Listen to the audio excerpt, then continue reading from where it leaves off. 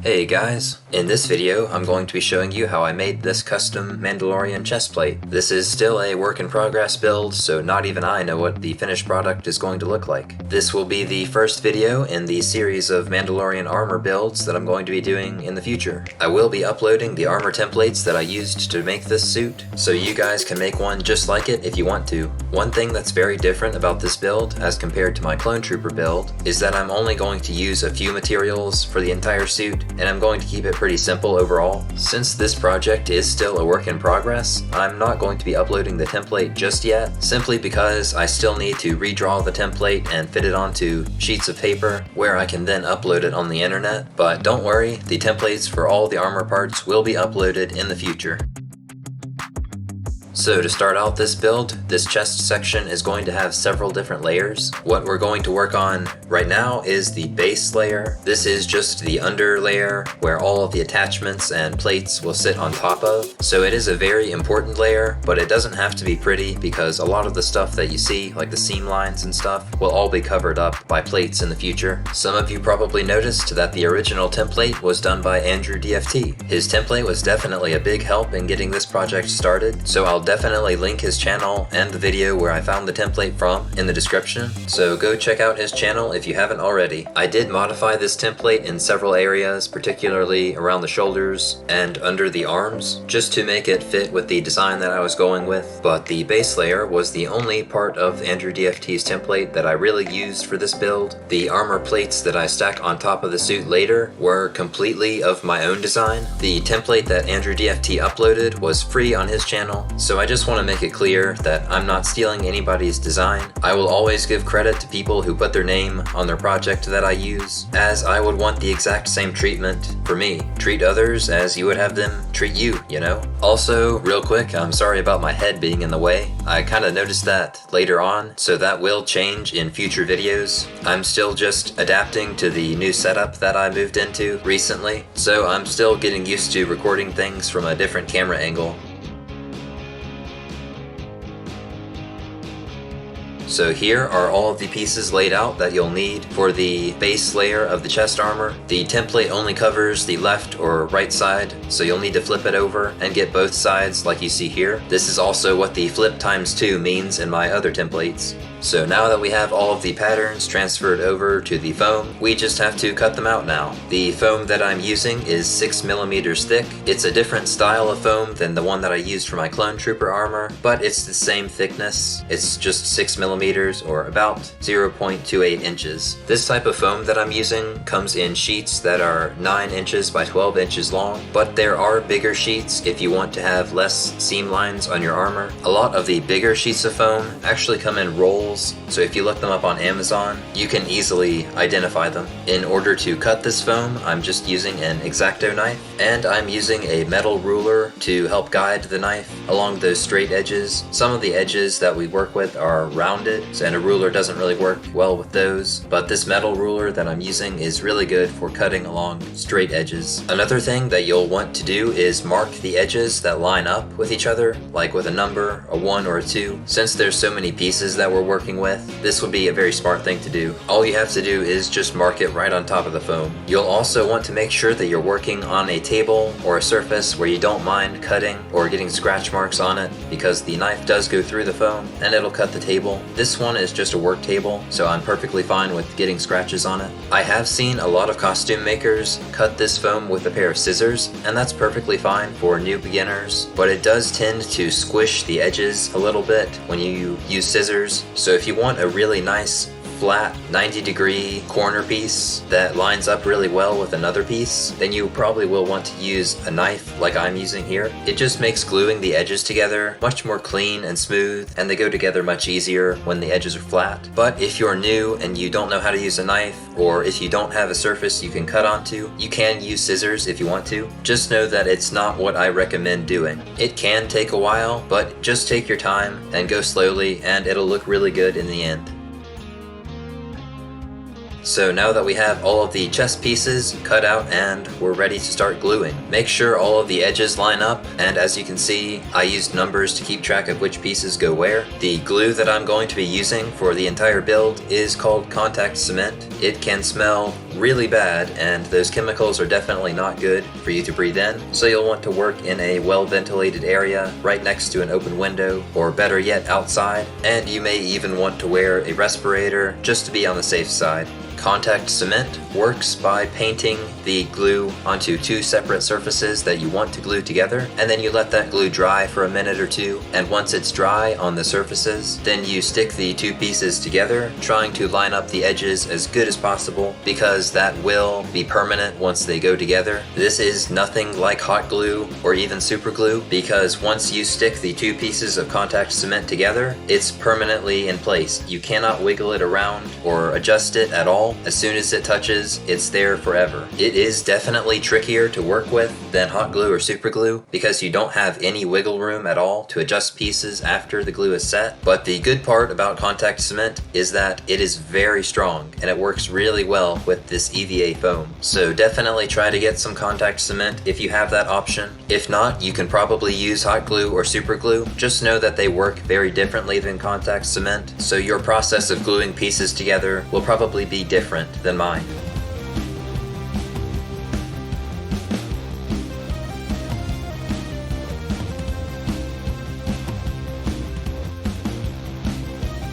Once that glue is dry on both surfaces, we can stick the pieces together. As I said before, you have to be very careful when pushing the edges together. Just make sure they line up how you want them to, and then push them together really hard. I can tell you from personal experience that the contact cement is so strong that the EVA foam itself will rip before the contact cement comes undone. And EVA foam does not rip very easily. Now for the back section, as you can see, it's basically the same as the chest section. The back even looks very similar to the chest piece, so make sure you understand which one is which.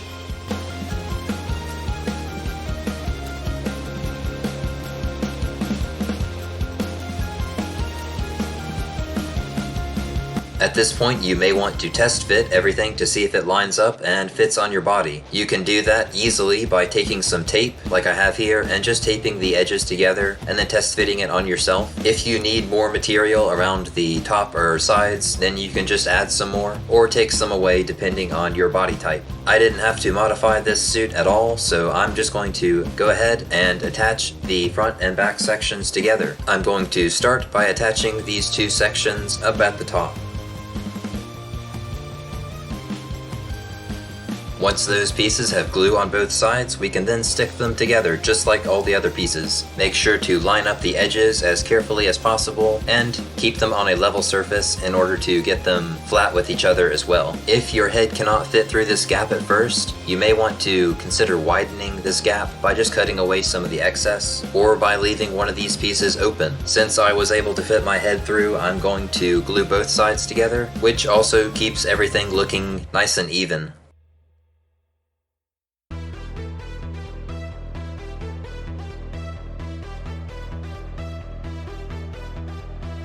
Now that we have the main base of the chest armor together, we can start adding on some extra padding. What we have here are some parts for the neck and around the sides. For the neck pieces, as you can see here, I just lined them up on top of the chest base and then drew where I would want to sit them down. Drawing those lines on there is pretty important since we are using contact cement, and you need to know where to put that contact cement onto the chest base. Drawing an outline onto that chest base section is also really good for making sure things are even on both sides, and you can kind of see what might need to be adjusted. When we're gluing the pieces down here, you'll want to make sure that you get around the edges just to make sure that when it goes down onto that chest base, that none of the edges are sticking up or off of the chest base. We want them to be flat against the base. I think I used the word base too many times there, but you get the point.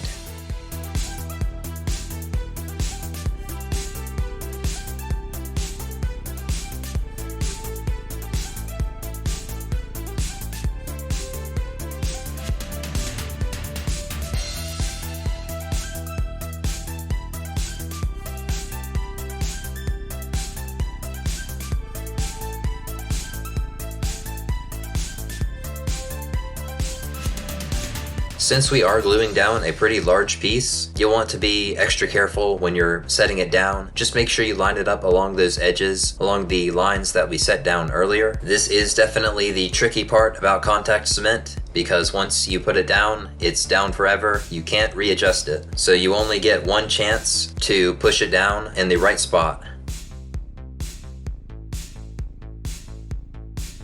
Now we're going to work on gluing these side panels onto the side of the chest. In order to fit this chest piece onto my body, I'm going to need to leave one side open, and I'm going to use a magnet and some Velcro to close it up, but the other side of the chest piece is not going to have that magnet and Velcro, so it's just going to be glued down like every other piece. I forgot to record some footage for the magnet side, but trust me, it's very easy. You just put one magnet on the back armor section, and then one on that side flap. And the same for the Velcro. You just put one side on the side flap and then the other on the side chest. I'll show it later on just so you get a good idea of what it looks like. But I'm only doing that to one side. On the other side that you can see here, I'm just going to glue it completely shut.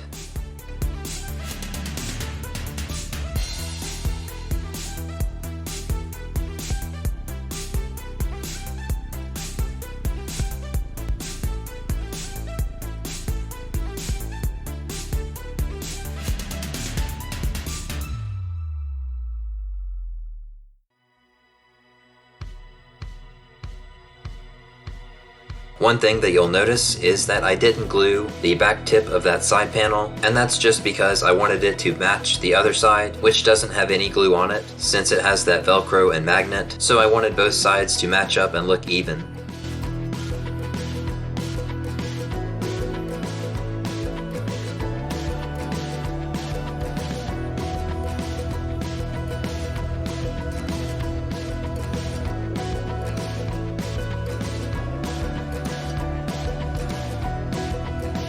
On the back of the armor, I decided to add this little piece of detail. Near the neck section, I'm using a scrap piece of foam from something that I cut out earlier in order to not waste any of my materials. For a lot of the details on the back, I'm just making it up as I go. So if you have a better design for back armor pieces, then feel free to change the template and make one yourself.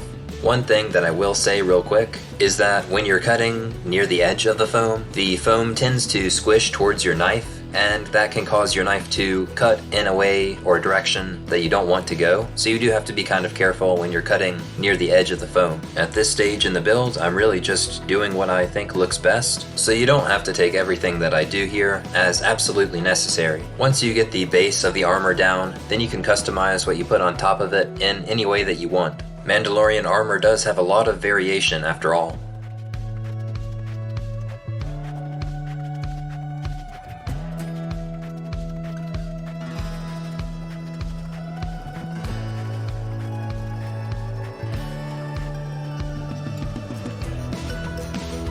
Now I'm just adding a piece along the spine of the back armor. I do think that this is a piece that you should probably put on your armor as well, just because it helps to keep the base layer of armor in place. It sometimes tends to bow outward along the bottom of the chest armor if you're not careful, so this kind of helps keep it in place. And it also helps to cover up that seam line along the middle.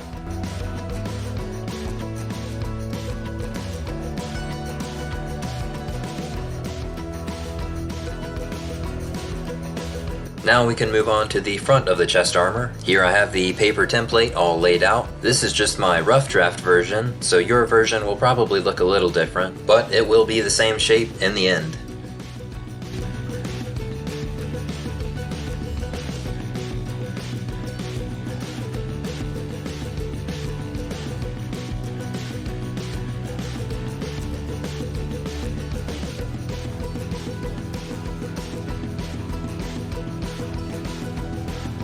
After you have the paper chest template all drawn out, what you want to do next is line it up onto the front of the chest armor, and then trace an outline around the paper template onto the chest armor, just so you'll know where to put the foam plates once it's all cut out later on. You'll want to try to trace that template in the middle of the chest piece as much as possible, just to make sure it all looks even and centered. Now this piece that I'm cutting out here is actually more of an extra layer piece. It just kind of makes the chest look less two-dimensional and more bulkier. Those two little pieces on the sides that I cut off here are actually going to be recycled and reused on the back of the armor later on. I just thought it added a nice little effect. You'll also notice that I drew in the diamond section on this piece, just so that I'll know where to put it in the future. I also cut out the two main chest plates and marked off where I'm going to glue them. Once you have your outline all laid out and you know where to put the glue, then you can start applying the glue, making sure to spread it out evenly across this plate as much as possible. Once you have applied the glue to both surfaces and it is dried, you can then stick them together. I found that this was probably the trickiest piece to glue down since it is simply so big. As I've said before, this glue does not give you any second chances, so when you're gluing it down, make sure to line up those edges as close to your original outline as possible.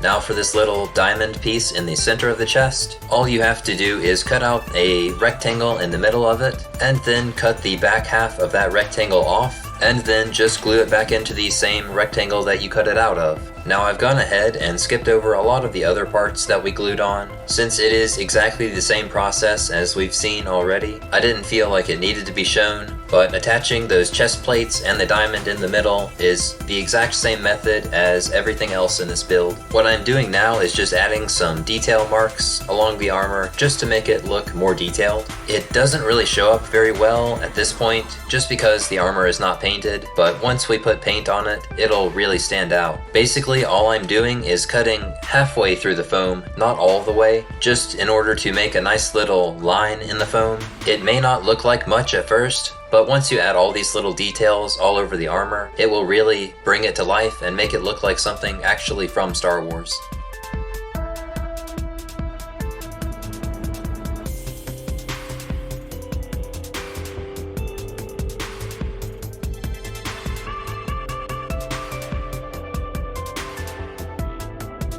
And here I just added on those little pieces that I mentioned earlier onto the back of the armor. They were just lying around and I thought they would look good in this position.